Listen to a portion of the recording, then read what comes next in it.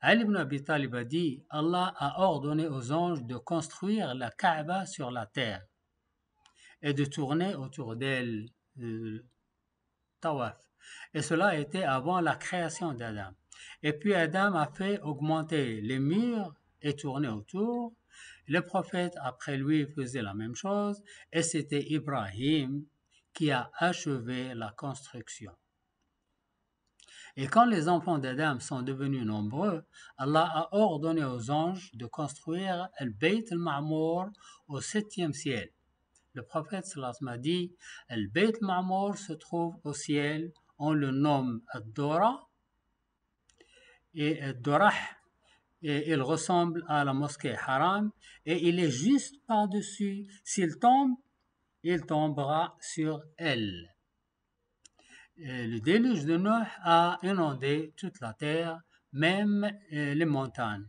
Il a détruit tous les bâtiments, y compris le Kaaba. Ibrahim était marié avec Sarah pendant longtemps, mais il n'avait pas d'enfant. Sarah lui a proposé d'épouser sa servante Hajar. En effet, Hajar était enceinte à l'âge de 70, à l'âge de 77 ans, alors que Ibrahim avait 86 ans.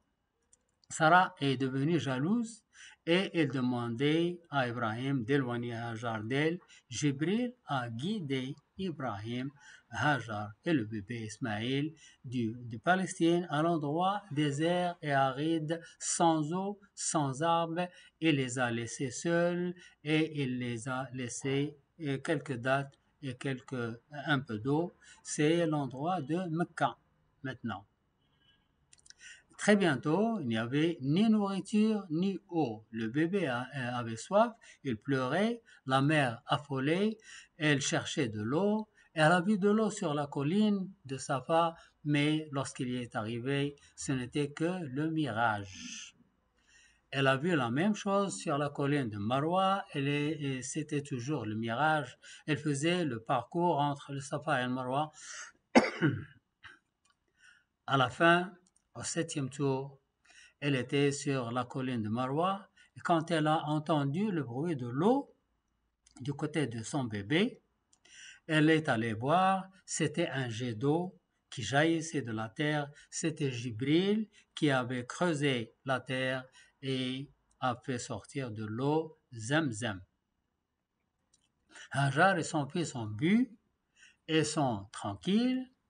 Une caravane qui venait de la tribu de Jorhom de Yémen était à Arafat et ils ont vu des oiseaux survoler l'endroit de Mecca. Les gens se demandaient comment il y avait des oiseaux dans un endroit aride où il n'y a pas d'eau. Ils sont allés voir et ils ont trouvé Hajar et son fils à côté d'un puits d'eau.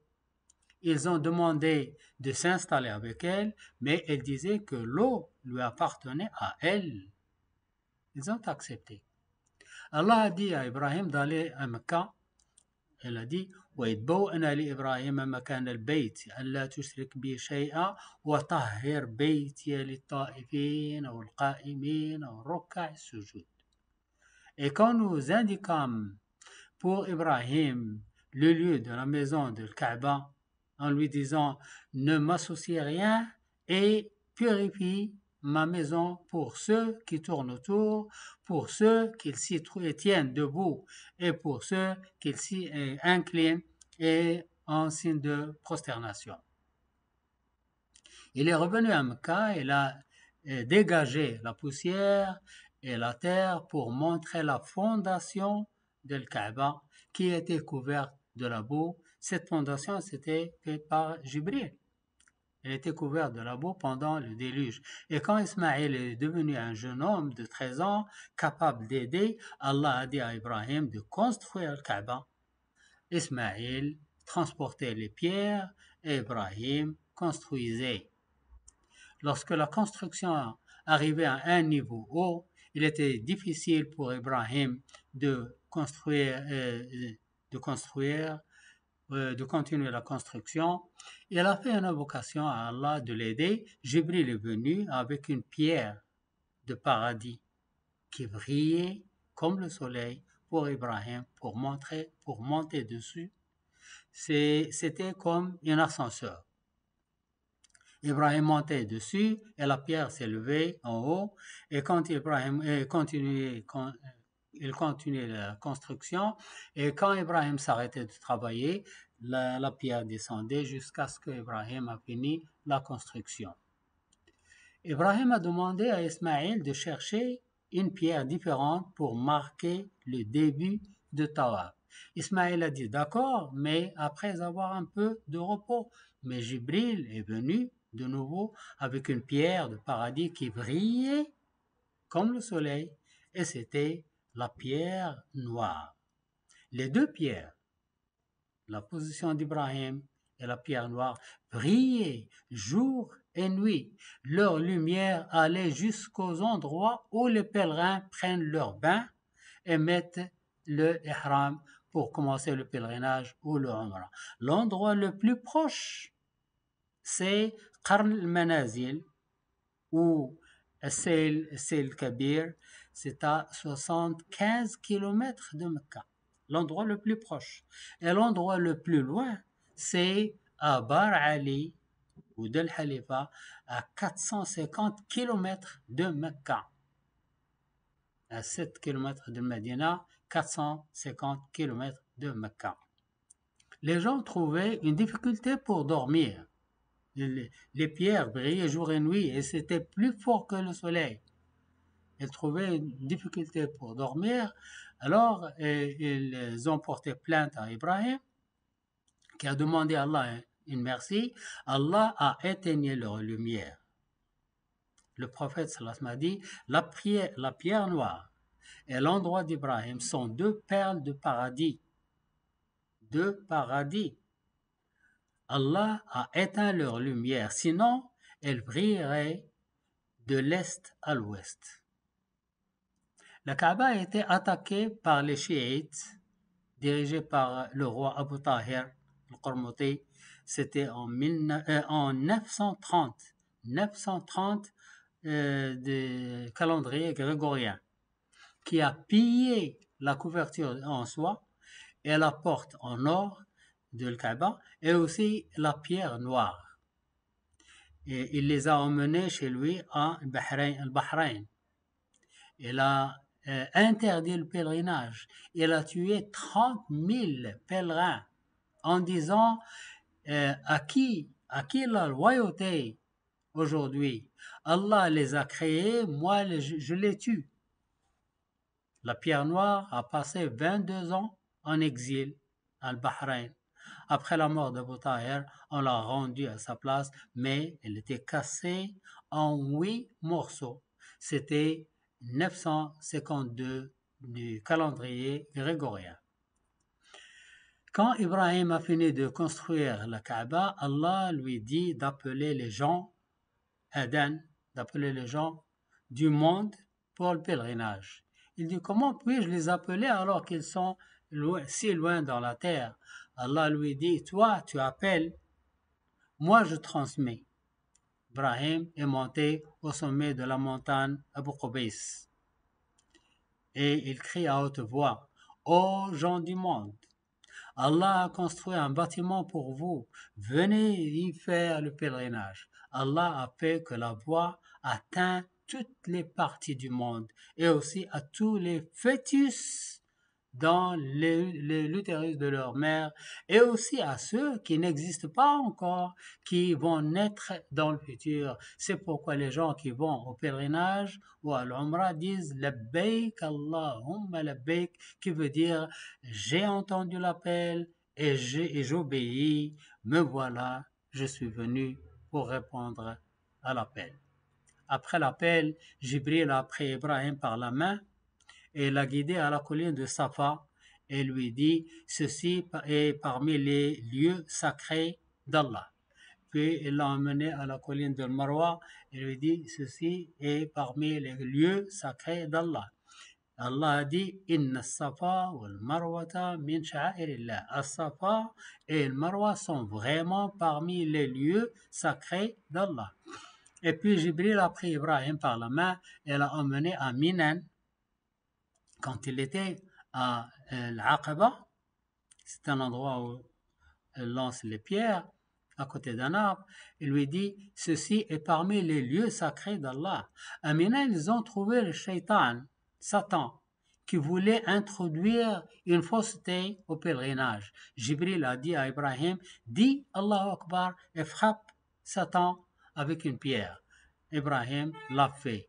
Ils marchaient quelques pas de plus et ils arrivaient à l'endroit moyen où Jibril a dit la même chose et puis Ibrahim a frappé Satan et puis ils sont allés à Mashra al-Haram et Jibril a dit à Ibrahim, ceci est parmi les lieux sacrés d'Allah.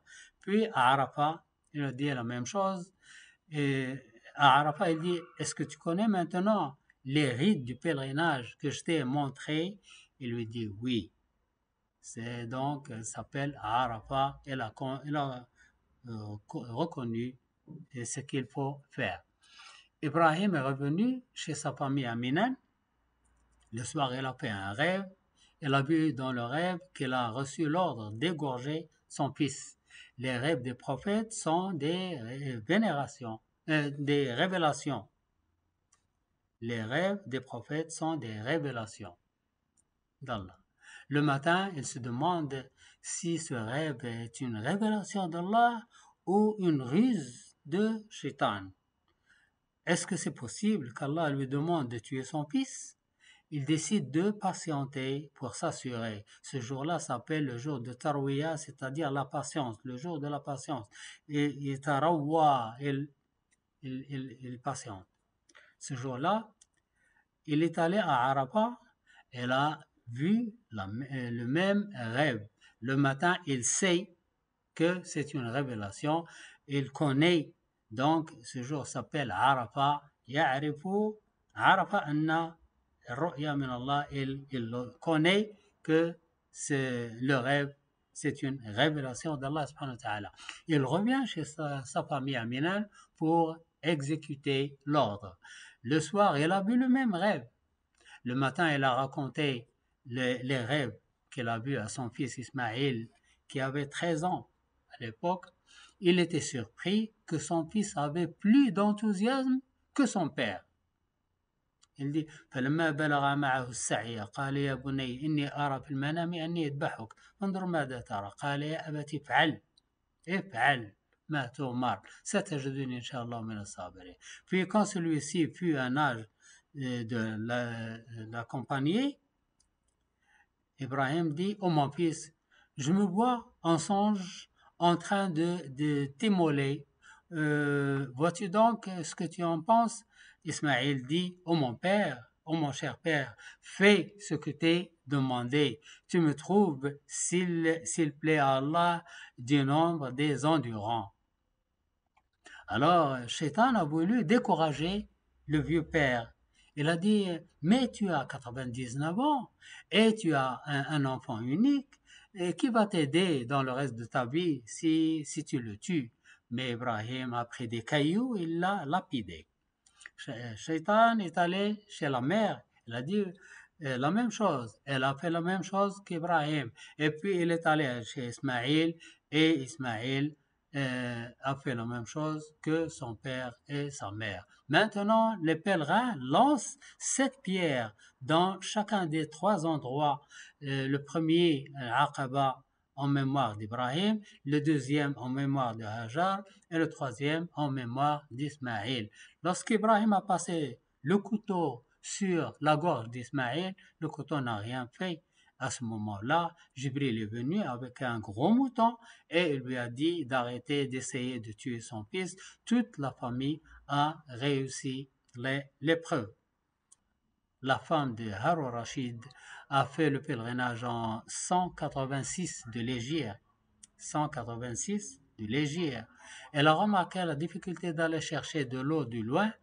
Elle a vendu toutes ses propriétés, ses bijoux, pour préparer des aires de repos pour le pèlerinage de Bagdad à Arafat. En effet, les pèlerins aujourd'hui boivent du puits de Zubayda, qu'Allah soit satisfait d'elle. Le puits existe toujours et les pèlerins boivent toujours de ce puits. Wa sallallahu wa sallam ala sayyidina Muhammad wa ala alihi wa sahbihi ajma'in.